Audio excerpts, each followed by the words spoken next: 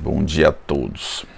Então, o objeto da aula de hoje é o que se chama de teatro popular. Quando eu falo que se chama, é dentro dessa esfera classificatória. Você tem dois nomes muito fortes, né? O Ariano Suassuna, que vocês devem conhecer, e um mais remoto, que é o Osman Lins.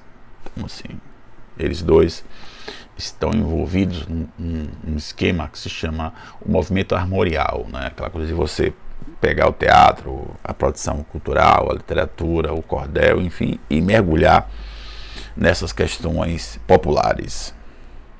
O nome não é estranho para vocês quando você pensa na ideia de teatro popular. Eu acho que você deve lembrar do primeiro ano, você deve ter visto, né, o Gil Vicente, né? Então, lá estão as raízes do teatro popular. Esse humanismo, essa questão de tratar o ser humano na sua integridade, na sua condição mais sensível. Então, isso não é uma invenção do Suassuna, nem mesmo uma invenção do Osman Lins. Isso é uma produção que já existe, né, em língua portuguesa. Então, ela tem uma tradição lusófona e aí vai chegar ao Brasil. Não chega por influxo, não é igual o papel que a França fez conosco, né, sobre a ideia de influxo. É uma questão da própria identidade linguística. E o Suassuna e o Osman Lins, eles assumem que foram buscar lá, ali no meados do humanismo, século XVI, século XV, essa influência para produzir a obra deles. Então, o objeto da aula de hoje é esse teatro popular. Dando sequência, porque nós paramos naquilo que se chama de teatro moderno, né, por volta dos anos 40, e a gente prossegue, vai para os anos 60, 70, até que nós chegamos à nossa contemporaneidade. Então, esse interregno da aula de hoje é justamente o teatro popular. Então, inicialmente, né, eu trago o fantástico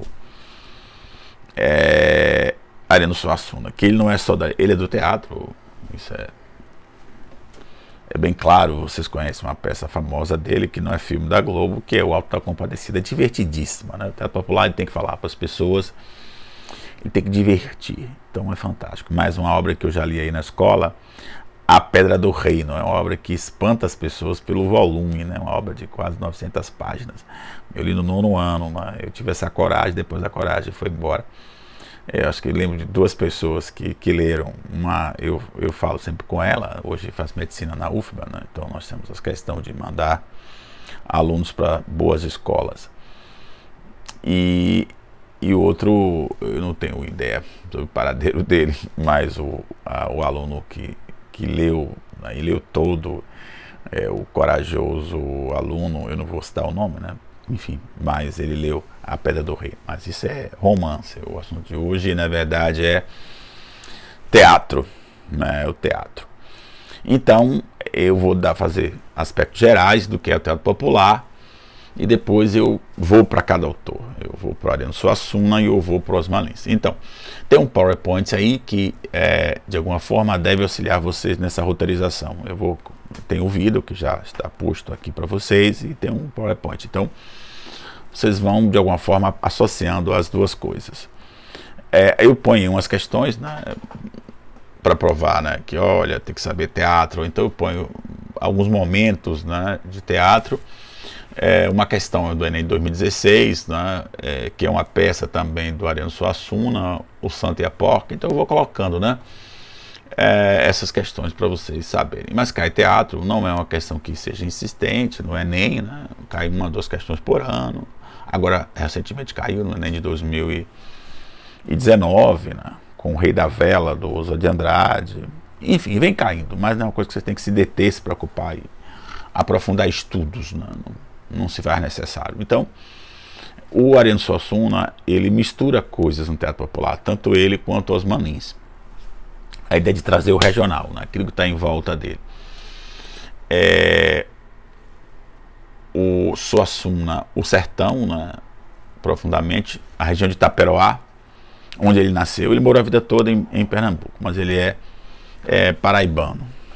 Então, a família Suassuna é uma família que deu raízes lá na Paraíba. Embora ele, muito menino, por conta de questões da família dele, ele teve que ir embora da Paraíba e foi para Pernambuco, estabeleceu-se lá e morou a vida toda lá. mas ele traz isso em volta dele, né? Ele, lá na verdade, na Paraíba, em Itaperoá, que é sempre um ambiente das obras do Suassuna, e Osman Lins, né, em Vitória do Santo Antão, é o interior de Pernambuco, né, terra de pistolagem, essas coisas todas. Então ele traz esse em volta dele, da ambientação, e seguindo esse roteiro também traz os personagens, né, os analfabetos, os sertanejos, as pessoas pobres. Então é uma questão também de ordem social. Então essa ideia da identidade nordestina você vai encontrar muito fortemente na obra deles, dos dois, tá? E também a questão linguística, tudo isso. E também, não é, essa questão da identidade, né? Nesse momento nordestino você vai encontrar não só no teatro, na música com o Rei do Baião, Luiz Gonzaga, na poesia com Patativa do Assaré, quer dizer, essa falta de envergonhamento, diz, olha, eu sou isso aí, né? Então isso é uma questão dessa tradição. No romance vai acontecer também, enfim, né? É uma coisa geral. Então eu falo desse aspecto, né? Dessa identidade nordestina, das pessoas, do sotaque, da cultura, que os dois trazem, né? E aí, na verdade, eu vou propriamente por o que é teatro popular, né? Esquecendo um pouco o regionalismo. E o que é o teatro popular? Que tem lá a tradição lá com o Gil Vicente. Então, assim, se é popular, assim, é do povo, né? Então tem que falar diretamente para essas pessoas. Eu não posso me imiscuir em coisas que escapem à significação dessas pessoas. E aí aquele velho esquema do teatro popular, que é o maniqueísmo, né? Eu tomo como exemplo a obra O Alto da Compadecida, que, repito, não é uma novela da Globo, não é um seriado, é uma obra de teatro. Então você tem isso muito claramente lá, né? Você tem os pobres, os oprimidos, na figura do João Grilo e do Chicó, que são divertidíssimos, né? A gente vai ver isso daqui a pouco, que a opressão que eles sofrem não é uma opressão que simplesmente os derrota, né? É uma opressão que faz rir, né? Porque eles o tempo todo eles buscam burlar essa opressão. E os opressores, né? Que é o padre, o bispo, né? O dono da padaria, enfim, são esses opressores. Mas o que é muito interessante, que eles usam, principalmente, claro, o João Grilo, eles buscam artimanhas para isso. E a artimanha é o discurso, né? Então o discurso que vai lá e procura brechas e para furar esse bloqueio é fantástico, né? E você tem um personagem isolado, né, que é o cangaceiro, né, que é o Severino de Aracaju. Ele é um personagem à parte desse processo, né? Ele se impõe pela força, ele enfrenta a tirania com violência. Então o Suassuna nos convida a pensar essas coisas, né? Como é que você reage aos processos de opressão. O cangaceiro, né, que é o Severino de uma forma e João Grilo e Chicó, mais João Grilo de outra forma. E aí continua, na verdade, a ser teatro popular. Então eu tenho que falar através de alegorias. E a parte talvez mais alta dessas alegorias seja o final, né? Quando o João Grilo é assassinado e aí ele vai para um julgamento, vamos chamar assim, no céu. E aí está lá morto também o padeiro, o bispo, o Severino, está todo mundo morto, e o próprio João Grilo. E aí você vê claramente uma imitação do Gil Vicente, né? Eu não sei se vocês assistiram, viram em algum lugar, leram. Não, leram eu acho muito difícil, né? Porque leitura é uma coisa difícil, muito difícil. Que é o Alto da Barca do Inferno. É a mesma cena. O Alto da Barca do Inferno, eu convido vocês a ler.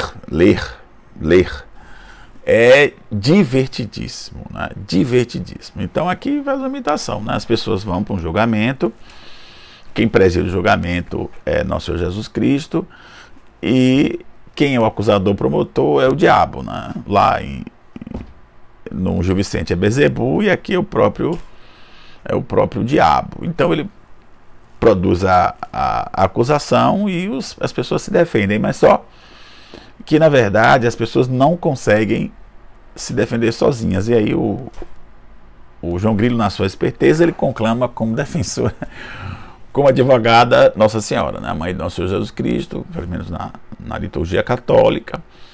E aí você vê essa pedagogia que eu chamo de medieval, né? Então, assim, é aquela coisa maniqueísta, defesa, acusação, bom, mal, porque eu falo para as pessoas. E aí vem as alegorias.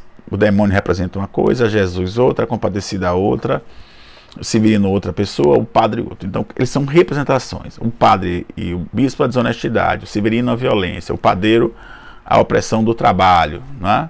A mulher do padeiro o adultério. Então eles são representações desses papéis. Aí eu prossigo, né, nessa questão, né, e aí vai acontecer o que você já viu nos filmes, né, que eles vão ser absolvidos, enfim.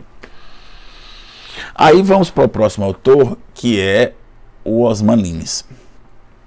E aí de novo vem aquela questão, né, que a Globo capturou e fez uma minissérie, que é Lisbela e o Prisioneiro, virou filme, enfim, da Globo Filmes. É também divertidíssima, como qualquer como qualquer obra do teatro popular. Divertidíssima, né? Divertidíssima. E também traz o maniqueísmo, o regionalismo, essas coisas todas. E traz o personagem simbólico, tudo isso. Então, de novo, é jornalismo, só que o Osman Lins assume que para fazer Lisbela e o Prisioneiro, ele leu os Elis do Rego, ele leu Raquel de Queiroz, não, ele leu os jornalistas, né? Aquele cara, aqueles autores típicos que trazem a realidade do Nordeste, o que está cercando essa gente, os seus costumes, né? Enfim, isso não é novidade. Ele tem uma outra obra que eu também cito aí, que é a Valavora, mas eu nunca vi essa obra, na verdade, trabalhada profundamente, uma obra difícil, né? Do Osman Lins, ele traz coisas da Clarice, de Guimarães Rosa, uma obra fechada. Eu vi uma vez no Enem, mas quando foi cobrado no Enem, tem muito tempo, 2011, foi mais o aspecto linguístico. Eu acho que as pessoas não tiveram coragem de cobrar, porque a Valavora eu tenho em algum lugar de minha casa, esse romance, mas é um romance que eu parei. Porque assim, eu acho que eu estava pensando em alguma outra coisa e não estava a fim de ler romances difíceis. E aí, o mesmo processo, né, do maniqueísmo. Você tem casal, que é Lisbela, que é mulher, e você tem Leléu. Leléu é um ator circense, né, de circo mambembe, aquele circo que fica 2, 3 dias numa cidade e depois vai embora. Então, a Lisbela já estava pronta para casar-se, né, noiva, ia casar-se, e é um sujeito meio, o noivo dela é um sujeito meio bobo, né, e aí ela encontra Leléu, e aí tem aquela paixão à primeira vista. Isso é um traço romântico que eu faço, acessível para que vocês percebam. Então ela vai fugir, né? Eu proponho aí no PowerPoint essa ideia de ela vai fraturar a tradição, uma moça que não vai seguir o padrão, né?